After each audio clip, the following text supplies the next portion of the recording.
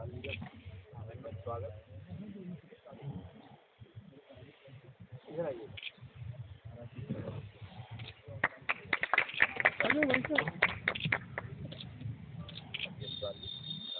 आइए साली, नमस्कारम।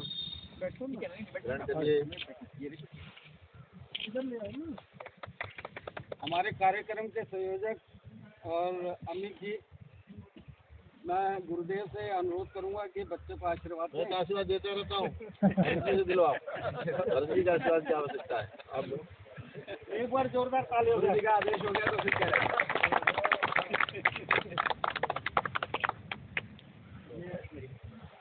ये तो गुरुजी का ही अधिकार है। चलिए आओ, और इधर आओ, इधर बीच में आओ। मस्तराम जी कहाँ है? जी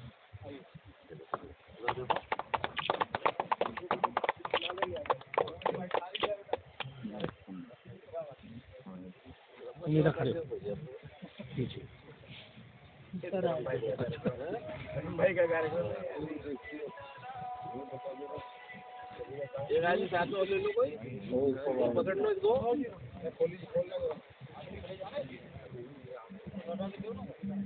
मैं गुरुदेव से आगे करूँगा। मस्तराम जी सब लोग उधर आए और एक तरफ से गुरु जी को सॉल्व देते रहो।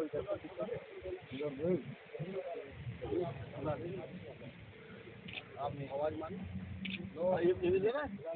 हेलो, एक को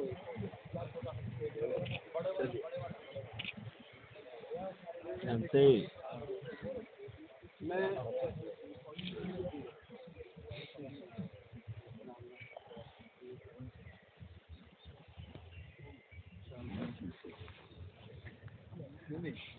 अरुण सिंगल जी का महाराज जी। आओ सिंगल साहब, ये लाइए। चलिए ठीक है, खड़े हो जाओ, हमारे जी का फोटो आ जाएगा। चलो जाओ। लालवानी जी का, लालवानी ये रे अशोक जी, आइए छोटा वाला। आओ अशोक जी, ये लीजिए।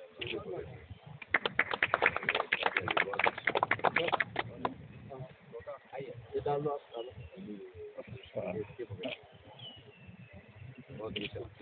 आप देखो ना, देखो और एक मस्तराम धन्यवाद।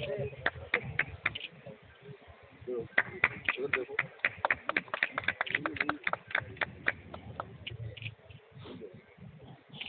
थोड़ी देर में कर रहे हैं। चलिए, आपका फोटो बहुत बढ़िया है। और किसी मंडल ये लो चलिए, जोरदार तालियों से भी लो। आ गई क्षमा, और जो क्षमा के रूप में महाराज जी जो इनकी जो ज्योति है वो प्रकट हो रही है। इनकी आभा मंडल इतना बढ़िया है कि आप सबको एक साथ करेगी। वरिष्ठ विशिष्ट नागरिक प्रकोष्ठ की तरफ से एक बहुत छोटा सा प्रयास है स्वामी जी। हमारे जो ड्रीम प्रोजेक्ट है, हमने उसकी वेबसाइट भी लॉन्च कर दी है। कार्यकर्ता हमारे पास समर्पित हैं और मैं हर जी को ये विश्वास दिलाना चाहता हूँ कि पूरी दिल्ली में आपका ये जो प्रकोष्ठ है सबसे भारी पड़ेगा। किस पर पड़ेगा ये तो बता दो। सबसे भारी पड़ेगा, केजरीवाल पे भारी पड़ना। जी जी दिल्ली सरकार पर, हमारे दिल्ली सरकार पर सबसे भारी इसलिए पड़ेगा कि जो निष्ठा लगन हमारे कार्यकर्ताओं में है वो पार्टी के प्रति समर्पित हैं, और पार्टी जो हमारी भाजपा है उसके लिए एक स्ट्रॉन्ग पिलर के रूप में हर जगह, मंडल से लेकर जिले तक का हर जगह आपकी होगी कि हमने तैयार करना है। और महाराज जी के लिए तो मैं एक कहना चाहता हूँ, आज फिर खेच लाई है लबे मस्तियाँ तेरे शहर में। आज फिर खेच लाई है लबे मस्तियाँ तेरे शहर में। आज फिर से टूटेंगे मंदिर, ये मस्जिद, ये गुरुद्वारे तेरे शहर के। आज फिर से टूटेंगी तेरे घरों की वो नाजुक खिड़कियाँ, क्योंकि देखा गया है स्वामी जी महाराज आपके शहर में। ज़्यादा ना कहते हुए, क्योंकि अभी इसके बाद जलपान की भी व्यवस्था है। हमारे परम मित्र और संघ पूर्व महापौर हर्ष महोदय भाजपा दिल्ली प्रदेश के महामंत्री हैं। इनका स्नेह हमेशा बना रहा है। इनके आग्रह पे हम लोगों ने काम करना शुरू किया है। एक बार जोर से तालियां बजा के हर्ष जी से मैं अनुरोध करूँगा कि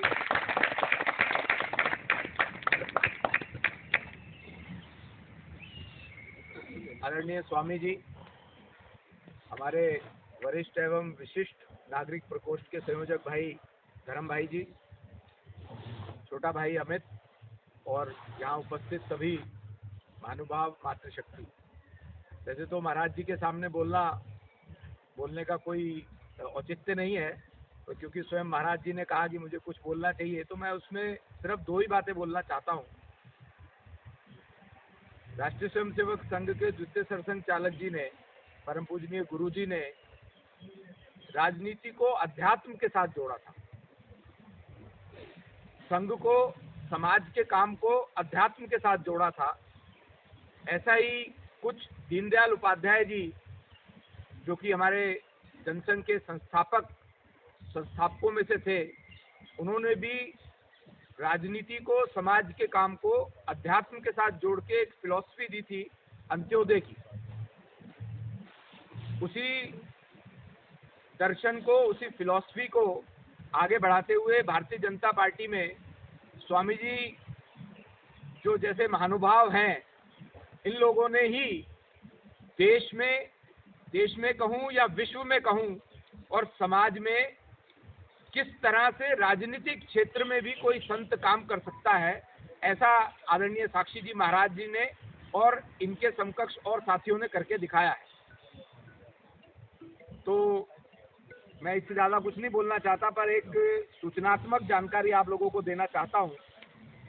आपके ध्यान में ही होगा कि कल जो दिल्ली की केजरीवाल सरकार ने शराब नीति दिल्ली में बना के दिल्ली के संस्कार और युवा पीढ़ी को खराब करने का जो वो यत्न कर रहा है, उसके विरोध में हमने कल पूरी दिल्ली को चक्का जाम करने का एक बड़ा अभियान हाथ में लिया है। आप सबके पास सूचना भी आई होगी। मेरा निवेदन है आपसे कि जो आपके जिले का पॉइंट है, केवल 15 पॉइंट पे हमें रोकना है। उन 15 पॉइंट को रोक दिया तो पूरी दिल्ली 5 घंटे के लिए बंद रहेगी। अपने अपने जिले के पॉइंट पे जहां आप रहते हैं, उदाहरण के तौर पे जो नवीन शादरा जिला रहते हैं, वो लोग वेलकम रेड लाइट पर रुकेंगे। ऐसे 15 पॉइंट हैं।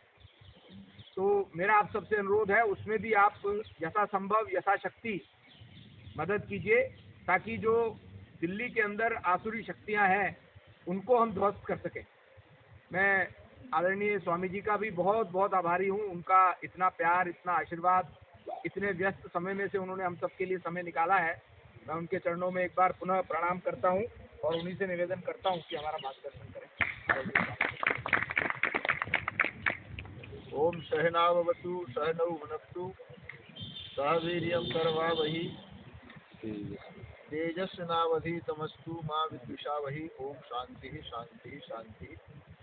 एक बार उद्घोष करेंगे, भारत माता की जय। जरा जोर से, भारत माता की जय। वंदे मातरम, वंदे मातरम, वंदे मातरम। वरिष्ठ और विशिष्ट एक संगठन के रूप में हमारे धर्म भाई ने एक आंदोलन के रूप में इसको चलाया। मेरा बेटा अमित तुमसे बहुत मेरे पास आता ही जाता रहता है। जब मुझे पता चला कि धर्म भाई ने उन्हें भी जोड़ लिया, तो उन्होंने आज के दिन के लिए आग्रह किया कि हम कुछ लोग आकर के यहाँ पर वेलकम करना चाहते हैं, बैठना चाहते हैं, आशीर्वाद लेना चाहते हैं। प्रायः शनिवार इतवार में अपने क्षेत्र में रहता हूँ। वो तार न टूटे तो पार्लियामेंट चलता है, तभी शनिवार इतवार खाली होता है तो मैं चला जाता हूँ। और आग्रह अमित जी का हुआ तो मैं कल ही यहाँ आ गया था। और अमित जी की सभा थी, अमित शाह जी की, वो कराने के बाद फिर मैं इधर आ गया। बहुत अच्छा लगा, बहुत अच्छा प्रयास है। आप लोग लगे हुए हैं राष्ट्र के लिए। हर्ष जी को आपने अभी सुना, वरिष्ठ भी हैं, महापौर रहे हैं, पार्टी के जिम्मेदार हैं, महामंत्री हैं। मेरा राजनीति का बहुत लंबा कार्यकाल हो गया, 6 बार से लगातार मैं एमपी हूँ। बहुत कमाल। 8.5-9 वर्ष की उम्र में मैंने संन्यास लिया था। मैंने कभी सोचा भी नहीं था कि मैं कहीं मेंबर भी बनूंगा, गांव सभा का भी। लेकिन जब हम अयोध्या का आंदोलन लड़ रहे थे तो वहाँ कम्युनिस्ट पार्टी के मित्रसेन यादव एमपी हुआ करते थे।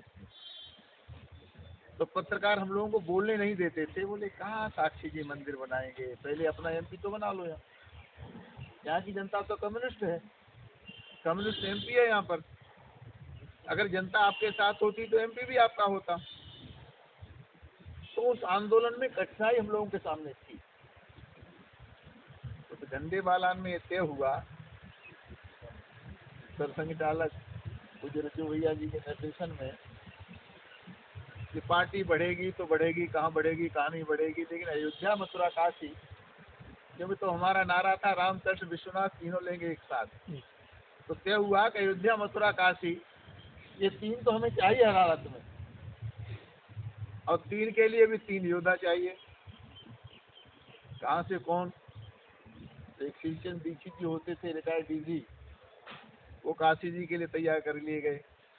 मैंने कटियार को अयोध्या के लिए, फैजाबाद के लिए तैयार कर लिया गया। अब मथुरा के लिए कोई नहीं मिल रहा।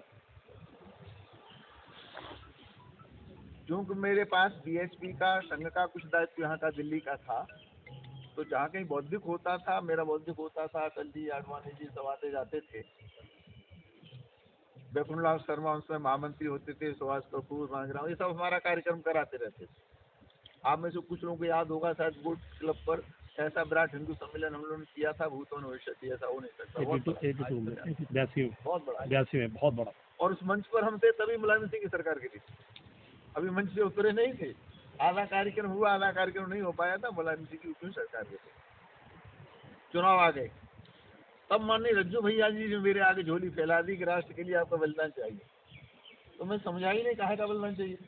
मैं सोचा भगत सिंह वाली लाइन में मेरा भी नाम लिख जाएगा। तो मुझे ऐसा लगा, उनके आग्रह पर मैंने राजनीति में आना स्वीकार कर दिया। राजनीति में आया, तब से लगातार मैं सांसद हूँ, कभी मैंने हार का मुंह नहीं देखा। परंतु आप सबसे मैं एक निवेदन करना चाहता हूँ, इतनी लंबी राजनीति में, और उससे पहले भी सभी लोग राजनीति कर रहे हैं देश आजाद हुए, पर ये जो 7-7.5 साल ये मोदी जो युग शुरू हुआ, नए भारत वाला, नई न्यू इंडिया वाला, ऐसा तो मैंने कभी नहीं देखा। यद्यपि मैं राम के नाम पर, धारा 370 के नाम पर राजनीति में आया, पर हमारे मन में भी डर लगता था मंदिर बनेगा कि नहीं बन पाएगा। जो स्थितियां थी, क्यों राम का नाम लेने वालों को गोली मार देना, बीच में तो भगवा पहनने वालों को आतंकी कह देना, असीमानंद को, प्रज्ञा ठाकुर को जेल में भेज देना, तो कहीं से लगता नहीं था कि हिंदुओं का देश है। हिंदू कहना ही अपराध हो गया। लेकिन हमारे धर्म भाई कह रहे थे संत से मिलने को चलिए। मैं उतना बड़ा संत नहीं हूँ जितने बड़े तपस्वी संघ का एक ही कार्यकर्ता है। ये संघ की तपस्या है। कब से लेकर के संकल्प लेके चले, क्या युग दृष्टा रहे होंगे। माननीय अटल जी को देखिए ना, कांग्रेस को ललकारते हुए कहा कि आज हमारे पास संख्या बल कम है, तो मैं इस्तीफा दे रहा हूँ। लेकिन एक दिन आएगा कि तो 2-2 एमपीओ के लिए तरसोगे। उनको ताकत रही होगी। ये लोग युद्धष्टा थे। तो उसी में से, तपस्वियों में से एक नरेंद्र मोदी निकल करके आ गए, अमित शाह जी निकल के आ गए, योगी जी निकल के आ गए। अब लगता है कि हाँ भारत भारत है। अब लगता है भारत वही शहीदों के सपनों वाला भारत है। अब लगता है कि ऋषियों की परंपरा वाला। मेरे पास तो शब्द नहीं है। कहाँ तो भगवा को आतंकवाद कहा जा रहा था, वो कहाँ देश का प्रधानमंत्री भगवा पहन करके गंगा में स्नान कर रहा था, भगवान शिव का अभिषेक कर रहा था।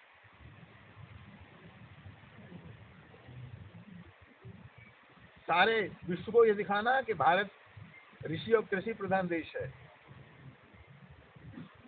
ये ऋषियों की परंपरा है। हम देखें, हम लोग छोटी छोटी बातों को लेकर के पता नहीं क्यों आंदोलित हो जाते हैं, नाराज हो जाते हैं, घर बैठ जाते हैं, पता नहीं क्या क्या हो जाता है। लेकिन वो जवान लड़के, कोई 18 साल का, 28 साल का, 22 साल का, 24 साल का, किसके लिए फांसी पर चढ़ गए, मैं आलोचना नहीं करता, लेकिन फिर भी मैं कहूँ चरखे ने आज़ादी नहीं दी हमको। सुभाष चंद्र बोस कहा करते थे, तुम मुझे खून दो, मैं तुम्हें आज़ादी दूंगा। तब मैं कहता हूँ लहू के भाव से खरीदी थी हमने आज़ादी, लहू के भाव से खरीदी थी हमने आज़ादी। अहिंसा की फिरौती नहीं है देश मेरा, चंद्रदाबाज लड़ाकों का हक है धरती पर, किसी एक के बाप की बकौती नहीं है देश मेरा। ये देश सुभाष का है, बिस्मिल का है, अशफाकुल्लाह का है, चंद्रशेखर का है, राम प्रसाद जी का है। ये देश उनका है जो हस्तर से फांसी के फंदे पर लग गए, लेकिन उनको इतना उचित सम्मान हम नहीं दे पाए। उसके मूल में रही देश की कांग्रेस सरकार, पूरी संस्कृति बदल के रख दी। हमने तो मोदी जी से कहा है कि दूसरे तरह से हिंदुस्तान के इतिहास को लिखने की आवश्यकता है। हमें तो अकबर महान पढ़ा दिया गया, महाराणा प्रताप के बारे में तो बता ही नहीं गया, उसके भाले के बारे में तो बता ही नहीं गया। लेकिन अब समय बदला, आकाश को छूने वाली भव्य मंदिर की इमारत अयोध्या में बनना प्रारंभ हो गई है। काशी विश्वनाथ का कल्याण हो ही गया, उनकी कृपा से देश का कल्याण हो जाएगा। हमारे केशव मौर्य ने, हमारी योगी जी ने कह दिया है, जब अयोध्या का और काशी का हो गया तो मथुरा हम कैसे छोड़ देंगे, मथुरा का भी हो ही जाएगा। यथा राजा तथा प्रजा, जैसे राजा होता है वैसे प्रजा भी होती है, वैसे ही मन बना लेती है। मैं जब पहली बार मथुरा से एमपी बना तो माने रज्जू भैया तो मथुरा से मुझे लड़ाना चाहते थे, अटल जी बहुत सम्मान करते थे, कमरे में बुलाया, बोले था मना कर दो, नहीं लड़ेंगे मथुरा से, मेरी जमानत जब हो गई, बड़ा गलत जगह। आप इतने बड़े महात्मा राजनीति में आ रहे हो तो इज्जत तो बचे कम से कम, ऐसी जगह लड़ो जहाँ से जीत सको। और उनकी जीत थी कि साक्षी यहीं लड़ेंगे, तो मैं आगे कैसे डाल सकता था, तो मैं मथुरा से लड़ा। परंतु मेरा आपसे कहना यह है कि जैसा राजा होता है वैसी प्रजा होती है। और आज राजा, जब मैं पहले बहुत ज्यादा बोलता था जी, और टीवी पर ही शायरा का फिर बोला बाबा ने विवादित बयान, कहते विवादित कुछ नहीं था, वो संघ का एजेंडा ही था, वो पार्टी का एजेंडा ही होता था, और समय से पहले ही बोल देता था, जनसंख्या वाला रहा, मंदिर वाला रहा, जो भी रहा।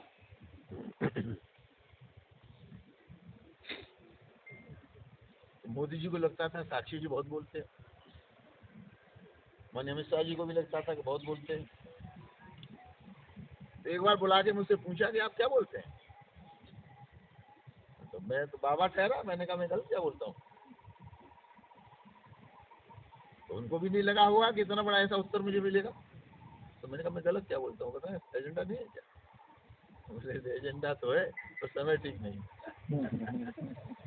तो एक ताला लगाते हैं, चाबी हम जेब में रख लेते हैं, आप जब कहेंगे तब बोलेंगे अभी नहीं खोलेंगे। तो नहीं, चाबी हमें दे दो, नहीं आप अपने पास ही समझो। फिर आप एक बात कही वो मैं आपसे कहना चाहता हूँ, बहुत प्यार से बात कही, अगर हिंदुस्तान में मोदी और अमित शाह हिंदू नहीं है तो फिर कोई हिंदू नहीं। इस संघ के पके पकाए ना, उसी दिन मुझे समझ में आ गया कि हिंदुस्तान में क्या होने वाला। जब देश का गृह मंत्री और प्रधानमंत्री के बारे में और अपने बारे में कह रहा है कि अगर हम हिंदू नहीं है तो फिर, मतलब मुझे चैलेंज था कि फिर आप भी हिंदू नहीं है। तो मैंने सोचा मैं तो बोल सकता हूँ और ये कर सकते हैं। उसके बाद ऐसे ताबड़तोड़ हुआ आप लोग तो लोकसभा की कार्रवाई कितने देखते होंगे, हम लोग तो बैठे ही रहते हैं। मेरी तो उपस्थिति लगभग 100% रहती है लोकसभा में। फारूक अब्दुल्ला 100 बार भी प्रधानमंत्री जी मोदी बन जाए तब भी धारा 370 नहीं हटेगी। ओवैसी अयोध्या में राम के मंदिर पर ईंट का टुकड़ा भी नहीं रखा जा सकता। ऐसे आग बबूले, ऐसे उल्टा सीधा, और हम लोग सब सुनने वाले। और माननीय मोदी जी ने, अमित शाह ने बहुत धीरे से, बहुत सलीके से 370 भी गया, 35 से भी चला गया, ट्रिपल तलाक भी खत्म हो गया, अयोध्या का मंदिर भी, कहीं पत्ता हिला क्या? अगर यही सरकार किसी और की होती तो खून खराबा होता, लाश बिछ जाती, कुछ होता भी नहीं। इसलिए मेरा आप सबसे आग्रह है कि निजी स्वार्थों को छोड़ के, परमात्मा ने कृपा करके हमको जीवन दिया है, सारे हिंदुस्तान से बाहर हम विश्व को देख रहे हैं। अफगानिस्तान की स्थिति हमने देखी है, आपको कितनी जानकारी मुझे नहीं पता। अब तक लगभग 34 लाख से ज्यादा मुसलमानों का कत्ल धरती पर हुआ है। कितना? 34 लाख से ज्यादा। उसमें से एक मुसलमान भी बजरंग दल ने नहीं मारा, बीएचपी ने नहीं मारा, हमने नहीं मारा। वो 34 लाख के लाख मुसलमान केवल मुसलमानों ने मारे, तालिबानियों ने मारे, आतंकवादियों ने मारे। तो इस धरती पर वो लोग अभिशाप हैं। वो किसे भी मार सकते हैं। वो रोज हमें धमकी देते हैं, मोदी को धमकी देते हैं, अमित शाह को धमकी देते हैं, योगी को धमकी देते हैं, किसी को भी धमकी दे सकते हैं। तो ये लड़ाई मानवता की है, देश को बचाने की है। वो लोग, उन लोगों की सोच बहुत छोटी सी है, वो खूब मंडूक हैं। और मोदी जी, भारतीय जनता पार्टी, बड़ी सोच है, सारे विश्व की सोच है। अगर हमने एक योगा डे दिन निश्चित किया तो किसके लिए? विश्व के स्वास्थ्य के लिए, अपने स्वास्थ्य के लिए, मानवता के लिए किया ना। विश्व के स्वास्थ्य के लिए, मानवता के लिए। और तमाशा देखिए, सारे विश्व ने मान लिया इस योगी की पहल को, क्योंकि विश्व के कल्याण की बात थी, विश्व के स्वास्थ्य की बात थी, मानवता की रक्षा की बात थी, सारे विश्व ने मान लिया। तो हमसे बड़ा सौभाग्यशाली कौन हो सकता है कि हमें ऐसा प्रधानमंत्री मिला है, जो प्रधानमंत्री तो भारत का है लेकिन नेता सारे विश्व का है। सारा विश्व देखता है कि मोदी बोल क्या रहे हैं, जादू क्या है, कमाल क्या है इसके पास में। जिन लोगों ने हम पर शासन किया वो मोदी जी की प्रशंसा करते हैं, लेकिन दुर्भाग्य यहाँ समूचा विपक्ष एकजुट होकर मोदी जी को, योगी जी को, अमित शाह को, पूरी पार्टी को गाली देने का काम करता है। मैं सहमत हूँ हर जी की बातों से। आध्यात्म पर टिकी हुई हमारी पार्टी, और आध्यात्म पर न टिकी होती आध्यात्म पर तो शायद मैं राजनीति में नहीं इतना लंबा नहीं चल सकता था। मैं सौभाग्यशाली हूँ कि पंडित दीनदयाल उपाध्याय की जन्मस्थली का मैंने नेतृत्व किया, प्रतिनिधित्व किया है। मैं चंद्रभान में बहुत समय तक रहा हूँ, अब तो उसका नाम दीनदयाल नाम हो गया। तो भारतीय जनता पार्टी के दो बिंदु हैं, एक अंत्योदय जिसकी चर्चा आपने की, एक और है जो चारों वेदों का 6 शास्त्रों में निचोड़ है, वो है एकात्म मानववाद। ये एकात्म मानववाद चारों वेदों का निचोड़ है। एकात्म मानववाद का अर्थ है सबके अंदर एक ही आत्मा है।